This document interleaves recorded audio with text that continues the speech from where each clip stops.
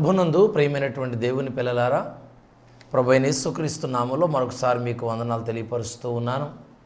మరి ఈ శ్రేష్టమైనటువంటి వర్తమానాల ద్వారా మీరు పొందుతున్నటువంటి మేలును బట్టి నేను ప్రభువుని ఎంతో స్తుతిస్తున్నాను. భార్యాభర్తల బాంధవ్యం 3 భాగాలు కూడా మీ ఆత్మీయ జీవితాలకి, ముఖ్యంగా మీ కుటుంబ జీవితాలకి ఎంతో దీవెనకరంగా ఉన్నాయి. 4వ భాగాన్ని, భార్యాభర్తల బాంధవ్యంలో ఈ 4వ భాగాన్ని మరి శ్రద్ధగా మీరు ఆలకించాలని మనవి చేస్తూ ఉన్నాను. భార్యాభర్తల మధ్య ఉన్నటువంటి సంబంధం లేక కుటుంబంలో ఉన్నటువంటి ఈ వివాహ ఏర్పాటు, భార్యాభర్తల బాంధవ్యాలు, ఇవి కుటుంబానికి పునాది లాంటివనే సత్యాన్ని నేను మరలా మీకు జ్ఞాపకం చేస్తూ ఉన్నాను. గత లేఖన భాగాల్లో మరి ఆదికాండం 24వ అధ్యాయంలో 67వ వచనాన్ని మనము 1-2 పర్యాయాలు మనం చదివాం. అయితే ఈ 24వ అధ్యాయంలోనే 67వ వచనంలో, ఆ వచనంలో చివరి మాట ఒకసారి ఇక్కడ మీకు జ్ఞాపకం చేయాలని ఈ యొక్క 4వ భాగంలో నేను దేవుని చేత ప్రేరేపించబడిన వాడినై ఉన్నాను. దయచేసి ఆ వచనాన్ని పూర్తిగా చదువుతున్నాను, చూడండి. ఇస్సాకు తల్లి అయిన శారా గుడారములోనికి ఆమెను తీసుకొని పోయెను. అట్లు అతడు రెబెకాను పరిగ్రహింపగా ఆమె అతనికి భార్య ఆయను, అతడు ఆమెను ప్రేమించెను. అప్పుడు ఇస్సాకు తన తల్లి విషయమై దుఃఖ నివారణ పొందెను. ఈ చివరి మాట మీరు కొంచెం ఆలోచన చేయాలి. అప్పుడు ఇస్సాకు తన తల్లి విషయమై దుఃఖ నివారణ పొందెను. ఎప్పుడు అంటే రెబెకా తన జీవితంలోనికి ప్రవేశించిన తరువాత అతడు ఎంతో దుఃఖ నివారణ పొందినట్లుగా, ఆదరణ పొందినట్లుగా ఈ వచనంలో మనకు కనిపిస్తుంది. అప్పటికి మరి ఇస్సాకుకి వివాహం కాకముందే 23వ అధ్యాయంలోనే అబ్రహాము భార్య అయినటువంటి శారా చనిపోయినట్లుగా, అనగా ఇస్సాకు తల్లి చనిపోయినట్లుగా వాక్యంలో మనం చూస్తాం. ఈ 24వ అధ్యాయంలో అబ్రహాము ఇస్సాకు యొక్క వివాహ సంగతిని గురించి ఆలోచించాడు. ప్రియులారా, గత భాగాల్లో ఆ వివాహపు సంగతిని గురించి మనం చక్కగా ఆలోచించేసాం.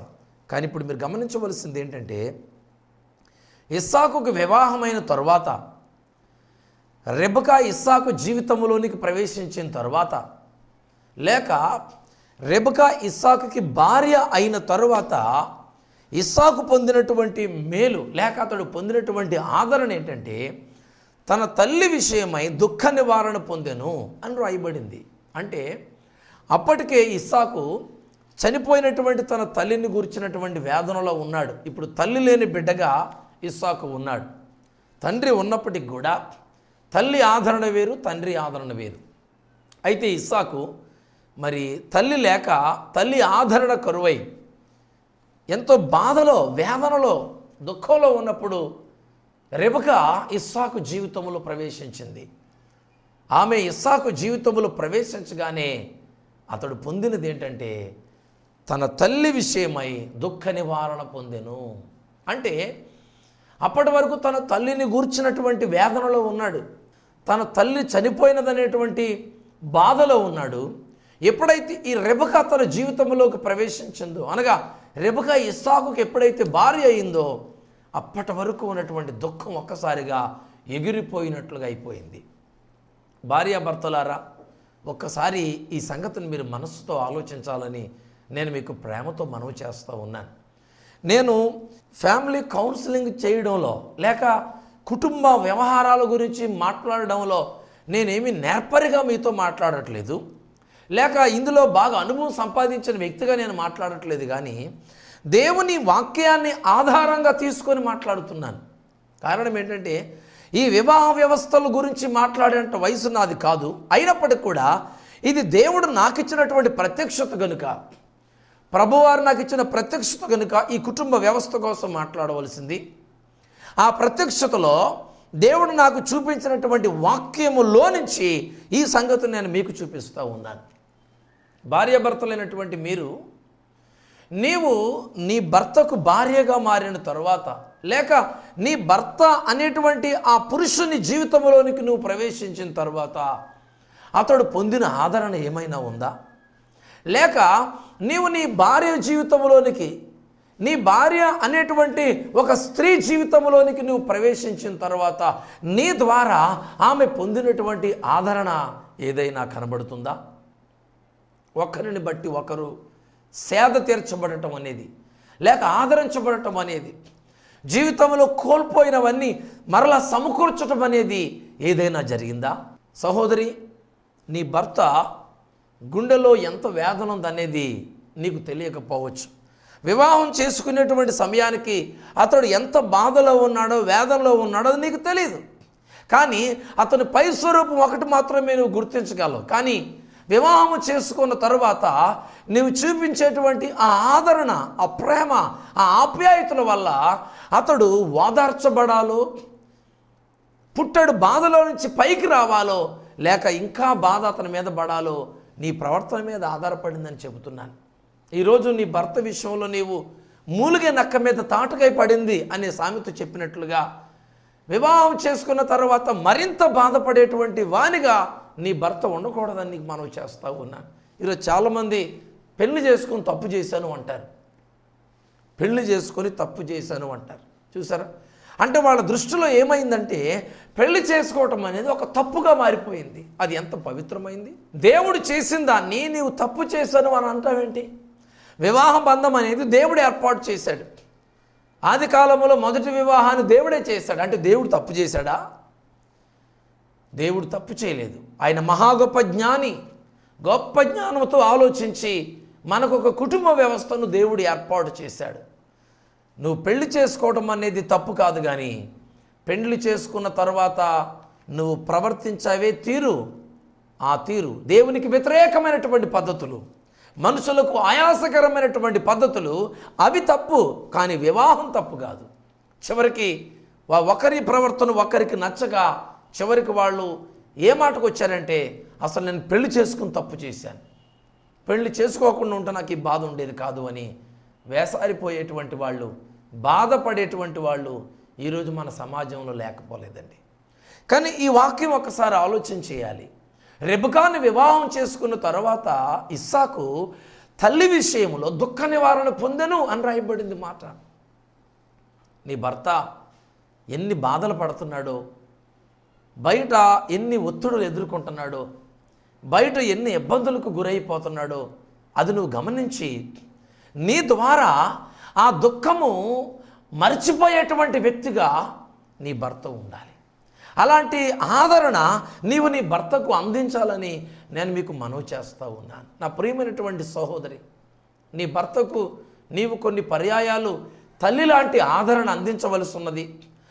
కొన్ని పర్యాయాలు స్నేహితుడు వలె నీ భర్తను నీవు ఓదార్చవలసిన సమయం కూడా ఉంది. కొన్ని పర్యాయాల్లో భార్య వలె ఆదరించవలసినటువంటి సమయం కూడా ఉంది. 3 రీతులుగా నీవు నీ భర్త ఎడల ప్రవర్తించవలసినటువంటి అవసరం ఎంతో ఉందని ప్రేమతో నేను మీకు మనవి చేస్తున్నాను. స్నేహితుడిగా ఆలోచన చెప్పే వ్యక్తిగా నీవే ఉండాలి. నీ భర్తకు ఆలోచన చెప్పే అవకాశం మరొకరికి ఎవరికి ఇవ్వద్దు. తల్లిగా ఆదరించేటువంటి ఆ ప్రేమ చూపించేటువంటి గుణం కూడా నీకు ఉండాలి. భార్యగా సహచరిగా నీ భర్తకు అవసరమైనటువంటి ఆదరణ అందించేటువంటి వ్యక్తిగా నీవు ఉండాలి. నీ ద్వారా నీ భర్త ఎంతో సేదతీరిన వ్యక్తి వలె ఉండాలి. ప్రతి పురుషుని వెనకాల విజయానికి ఒక స్త్రీ తప్పకుండా కారణమవుతుంది. ప్రతి పురుషుని వెనకాల పతనానికి ఒక స్త్రీ తప్పకుండా కారణమవుతుందండి. ఈ సంగతి మనం ఎరిగినటువంటి సంగతులే.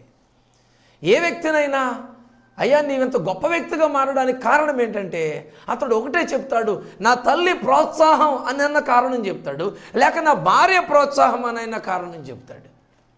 వీరిరువురి ప్రోత్సాహం లేకుండా ఏ పురుషుడు జీవితంలో ఏది సాధించలేడని నేను మీకు దేవుని సేవకునిగా తెలియపరుస్తూ ఉన్నాను.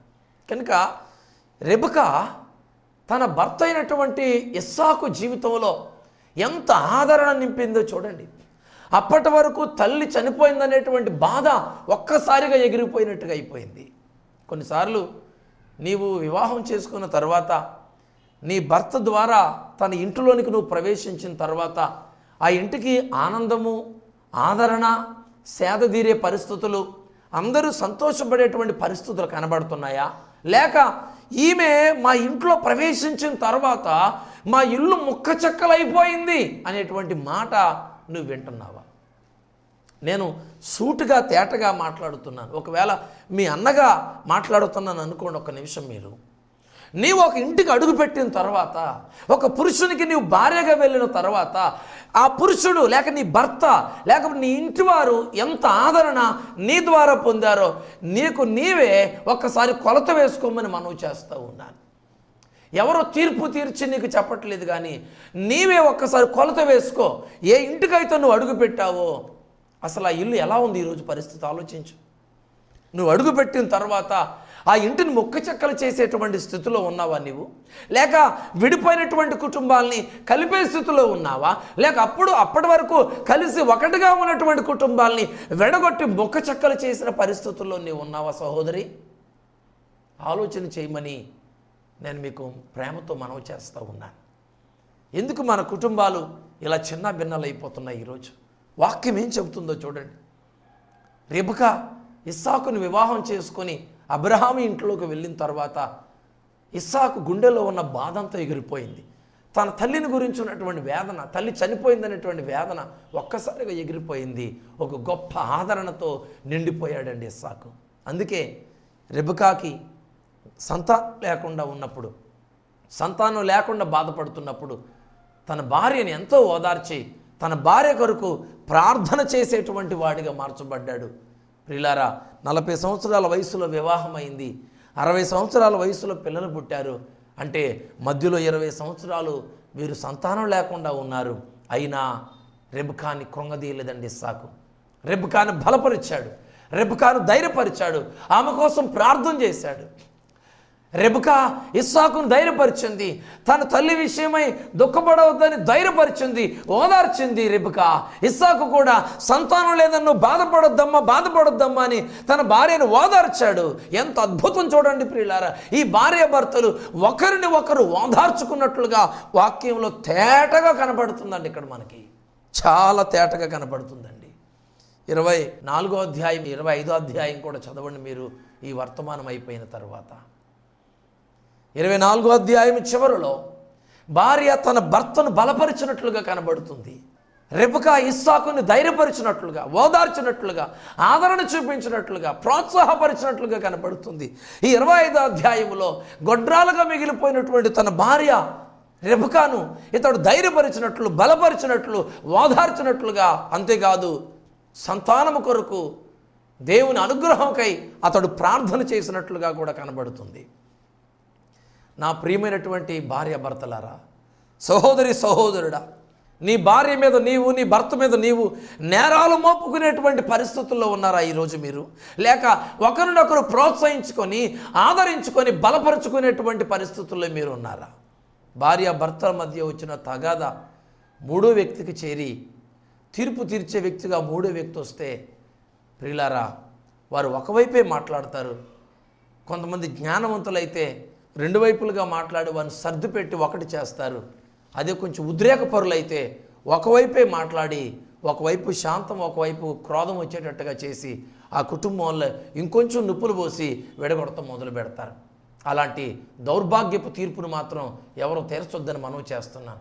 ఒకవేళ నీకు మాట్లాడటం చేత కాకపోతే నోరు మూసుకునైనా ఉండండి తప్ప ఒకవైపు మాట్లాడి ఆ గొడవను కాస్త పెద్ద చేసి విడగొట్టేటువంటి పరిస్థితుల్లోకి తీసుకురావద్దు. దేవుడు జతపరిచిన వారు నువ్వు వేరు చేస్తే దేవుడు చూస్తాడు, జాగ్రత్త. దేవుడు జతపరిచిన వారిని మనుషులు వేరు చేయకూడదని వాక్యం చెబుతుంది. ఒకవేళ నీవు ఒక పెద్దగా ఉంటే గనక ఇద్దరిని కలిపి ఏకీభవించేటట్టుగా చేసిన అపరాధాలు మర్చిపోయి ఒకటయ్యేటువంటి రీతుల్లో మాట్లాడగలిగితే మాట్లాడు, లేకపోతే నీ పెద్దరకం పోతుందేమోనని ఒకవైపే గొడవ కింద పెట్టి ఆ కుటుంబాన్ని చిన్నాభిన్నం చేయొద్దని పెద్దలైనటువంటి మీకు మనవి చేస్తూ ఉన్నాను నేను. భార్యాభర్తల సంబంధం, కుటుంబం, బాంధవ్యం దేవుడి ఏర్పాటు చేసింది. అది చాలా ఆశీర్వాదకరమైంది, పవిత్రమైంది. కనుక ఈ ఇస్సాకు రెబెకాల్ని మీరు జ్ఞాపకం చేసుకోండి భార్యాభర్తలారా. మీ ఇరువురి మధ్యలోకి మూడో వ్యక్తిని చేరనివ్వకండి. మీకు మీరే తీర్పరులు కూడా మీరిద్దరే తీర్పరులు. మీకు మధ్య న్యాయాధిపతి దేవుడై ఉండాలి. మీరు ఎవరెవరు దేవుడి దగ్గరికి వచ్చి పశ్చాత్తాపడండి, మనుషుల దగ్గరికి వెళ్ళకండి. మనుషులు మీ ఇద్దరి మధ్యలో ఎడబాటును కలిగిస్తారే తప్ప మీ ఇద్దరిని ఏకపరచలేరండి. చాలా కాలం క్రితం విడిపోయినటువంటి ఇద్దరు భార్యాభర్తలు నాకు తెలుసు. 4-5 సంవత్సరాల వరకు వారు విడిపోయే దూరంగా ఉన్నారు. ఎంతకాలం చూసినా వారిద్దరు ఏకమవ్వట్లేదు. ఈ భార్యాభర్తల మధ్యలో ఏ తగాదా లేదు, ఏదో చిన్న తగాదా, అది మళ్ళీ మామూలు అయిపోయింది. కానీ ఈ పెద్దల మధ్యలో వచ్చినటువంటి ఈ ప్రెస్టేజ్ ఉందే, ఈ పెద్దల మధ్యలో ఉన్న ఈ ప్రెస్టేజ్ వల్ల వారు 4 సంవత్సరాలు ఎడబాటుగా ఉన్నారు. సమయం వచ్చింది, నేను కల్పించుకోవలసి వచ్చింది. ధైర్యంగా వెళ్ళి కల్పించుకున్నాను, పెద్దలందరితో మాట్లాడాను. ప్రియులారా, దేవుడే ఆ కుటుంబాన్ని ఏకపరిచాడు. దేవుడు జతపరిచిన వారిని మనుషులైన మీరు వేరు చేయడానికి మీరెవరు? దేవుడు అద్భుతమైనటువంటి రీతిలో ఆ భార్యాభర్తలను ఒకటి చేశాడు. చాలా ఆశ్చర్యకరంగా, ఆశీర్వాదకరంగా కుటుంబం జీవిస్తుందండి. నా ప్రియమైనటువంటి సహోదరులారా, ఆలోచన చేయండి. కుటుంబ వ్యవస్థ ఎంత పవిత్రమైంది. ఆ పవిత్రమైనటువంటి కుటుంబ వ్యవస్థకి మనం కావలివారిగా జీవించాలి. దేవుని సేవకుడు అంటే పడిపోయి పగిలిపోయి విడిపోయినటువంటి కుటుంబాల్ని ఏకము చేసి ఐకమత్యం చేసి ఒకటిగా ఉంచేటువంటి వానిగా ఉండాలి తప్ప పాపాన్ని సమర్థించి పాపాన్ని సర్దేటువంటి వ్యక్తిగా ఉండకూడదు. పాపం వల్లే ఖండించే వ్యక్తి అయి ఉండాలి. నా ప్రియమైనటువంటి సహోదరులారా, ఆలోచన చేయాలి. సహోదరి, నీ ద్వారా నీ భర్త ఒక గొప్ప ఆదరణ పొందాలని వాక్యం చెబుతుందండి. నీ ద్వారా నీ భార్య గొప్ప ఓదార్పు పొందాలని వాక్యం చెబుతుందండి. ఇస్సాకు దుఃఖ నివారణ పొందాడు. చాలా కుటుంబాల్లో ఈరోజు కనిపించింది ఏంటో తెలుసండి, అటు భార్యను కాదనలేక ఇటు తల్లిని వదులుకోలేక ఇరువురు మధ్యలో నలిగిపోతూ ఉన్నటువంటి వారు ఎంతమంది ఉన్నారో లెక్క కూడా దొరకట్లేదండి. ఈరోజు 2 కళ్ళల్లో ఏ కన్ను నీకు ఇష్టమో చెప్పు అంటే ఏం చెప్తారండి? 2 కళ్ళు కావాలి. ఒక పురుషునికి తల్లి భార్య 2 కళ్ళు, 2 కళ్ళతో చూడాలి. జాగ్రత్త దేవుని పిల్లలారా, కోడలుగా నీవు, అత్తగారిగా నీవు, మీరిరువురు కూడా మీ కుమారునికి లేక నీ భర్తకు మీరు చాలా ప్రాముఖ్యమైన వారని నేను ప్రేమతో మనవి చేస్తూ ఉన్నాను. అత్త కోడళ్ళు కుటుంబానికి ధ్వజస్తంభాలు లాంటి వారు. ఒక మనిషికి నిలబడడానికి 2 కాళ్ళు ఎంత ప్రాముఖ్యమైనవో ఒక కుటుంబం నిలబడడానికి అత్త కోడలు కూడా అంతే ప్రాముఖ్యమైన వారు. ఈ 2 కాళ్ళల్లో ఏ కాలు ఇరిగిపోయినా నడవటం చాలా కష్టమండి. ఆ వ్యక్తి సపోర్ట్ పెట్టుకోవాలి. ఈ 2 కాళ్ళల్లో ఒక కాలు దెబ్బ తగిలినా ఇంకో కాలు కూడా పడుకోవాలండి. ఒక కాలు దెబ్బ తగిలినప్పుడు ఇంకో కాలు అన్ని పనుల మీద తిరుగుద్దండి.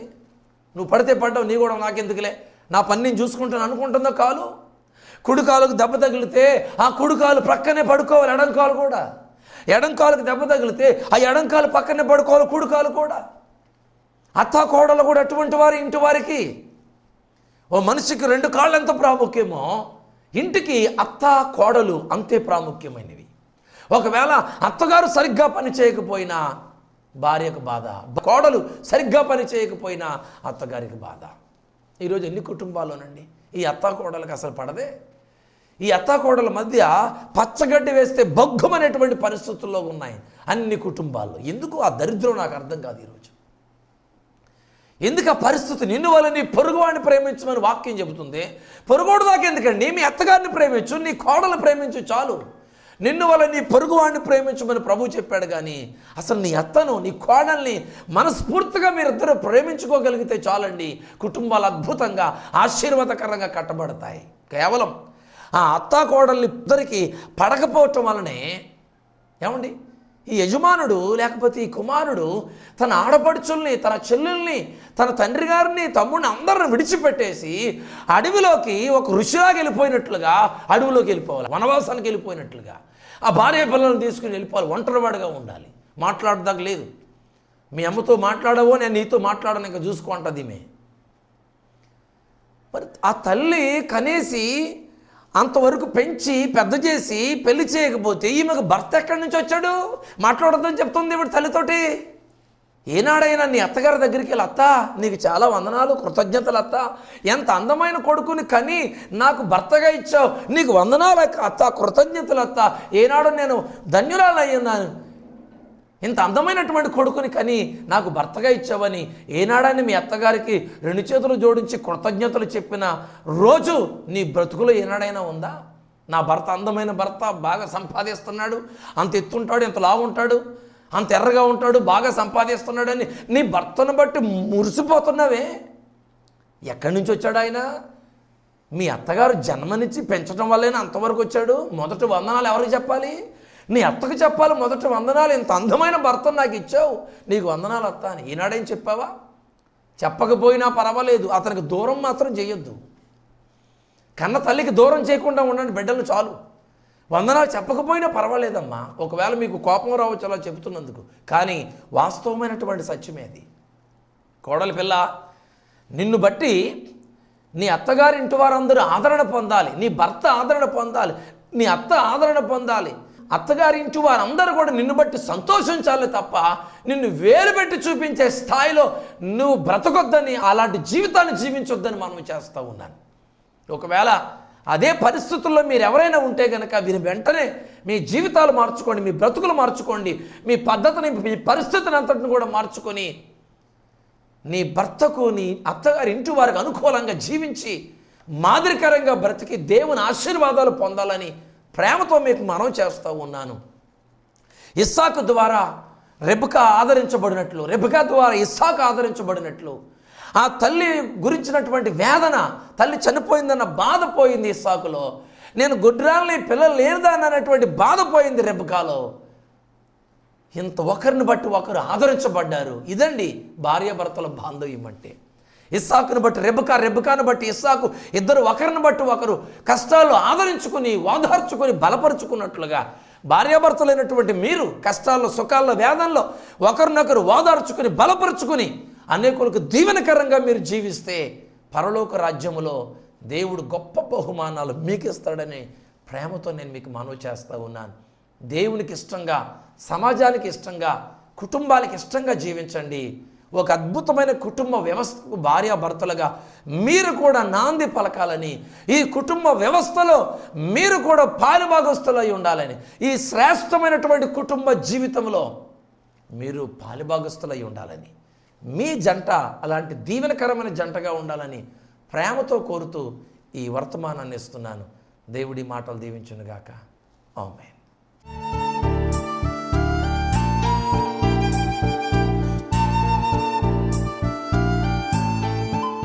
ప్రేమ కనికరం కలిగినటువంటి పరలోకపు తండ్రి, ఈ వర్తమానాన్ని విన్న సహోదరి సహోదరులను మీరు జ్ఞాపకం చేసుకోండి.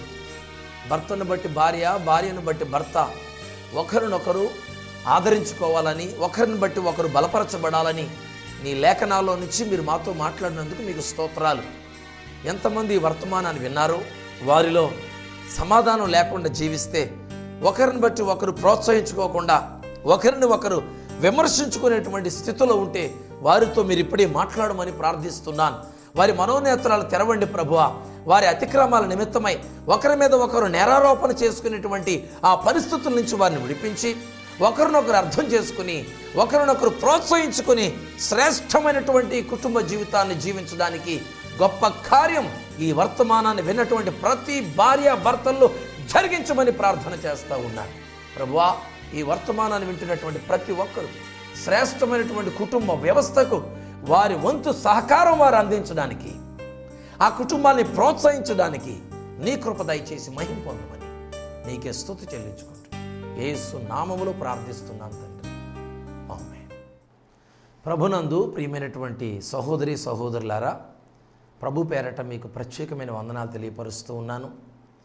కుటుంబ వ్యవస్థను గూర్చినటువంటి గొప్ప ఉన్నతమైనటువంటి సందేశాలు దేవుని యొక్క లేఖనాల్లో నుంచి మనకు కావలసినటువంటి సంగతులు, ఈ ఆధునిక కాలానికి కావలసిన శ్రేష్టమైనటువంటి వర్తమానాలు అందించడానికి దేవుడు నాకు ఇచ్చినటువంటి ఈ ప్రత్యక్షతను ఈ రీతిగా కొనసాగించబడ్డానికి మీ వంతు సహకారం కూడా అవసరమై ఉన్నది. కనుక ఈ వర్తమానాల్ని ఆలకిస్తున్నటువంటి మీరు ఇలాంటి వర్తమానాలు ఇంకా అనేకమైనవి ప్రసారం చేయడానికి మీ వంతు సహకారం మీరు అందించాలని ప్రేమతో మనవి చేస్తున్నాను. మీలో సహకారం అందించగలిగినటువంటి వారు కొన్ని కార్యక్రమాలకి మీ ఆర్థిక సహకారం అందించాలని నేను మీకు ప్రేమతో మనవి చేస్తూ ఉన్నాను. ఈ వర్తమానాలు అనేక కుటుంబాలకు దీవెనకరంగా, ఆశీర్వాదకరంగా ఉన్నాయని మీరు నమ్మితే, విశ్వసిస్తే దయచేసి మీరు వెంటనే నన్ను సంప్రదించండి.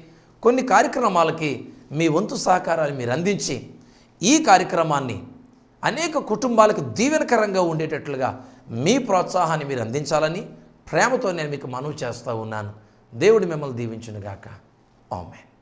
క్రీస్తునందు సహోదరి సహోదరులారా, ప్రభు పేరట మరొకసారి మీకు శుభాభివందనాలు తెలియపరుస్తూ ఉన్నాను. కుటుంబ వ్యవస్థను గురించి కొన్ని శ్రేష్టమైనటువంటి సందేశాలు ఈ అంచె దినాల్లో ఈ సమాజానికి అందించడానికి దేవుని చేత ప్రేరేపించబడి ఈ కార్యక్రమాన్ని కొనసాగిస్తూ ఉన్నాను. ప్రియులారా, చాలా ప్రాంతాల్లో ఈ కార్యక్రమం అనేక ఛానల్స్ ద్వారా ప్రసారం చేయబడుతుంది. ఈ కార్యక్రమానికి ఎంతో విస్తారమైనటువంటి ద్రవ్యాన్ని ఖర్చు పెడుతూ ఉన్నాం. ఈ కార్యక్రమం మీకు, మీ కుటుంబానికి దీవెనకరంగా ఉన్నదని మీరు విశ్వసిస్తే, అంతేకాదు ఇలాంటి వర్తమానాలు, ఈ కుటుంబ వ్యవస్థను గురించినటువంటి సందేశాలు అనేక కుటుంబాలకు అందించబడాలని మీరు ప్రేరేపించబడినట్లయితే మీ సహకారం కూడా ఎంతో అవసరమైనది. కారణం ఏంటంటే, ఆర్థికంగా ఈ కార్యక్రమాలు కొనసాగించబడడానికి ఎంతో ద్రవ్యం అవసరమైనది. కనుక మీరు దేవుని చేత ప్రేరేపించబడిన వారై ఆర్థికంగా ఈ కార్యక్రమాలకి మీరు కొంత సహకారం పంపించాలని మనం చేస్తూ ఉన్నాను.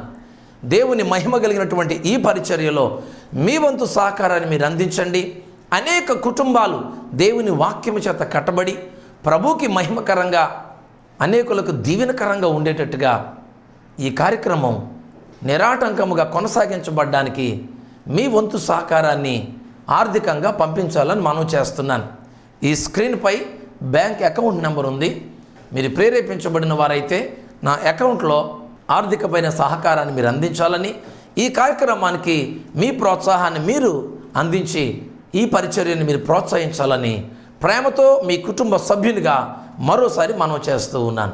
దేవునికి మహిమ కలుగును గాక. మీకందరికీ ప్రభు పేరట నా హృదయపూర్వకమైనటువంటి వందనాలు.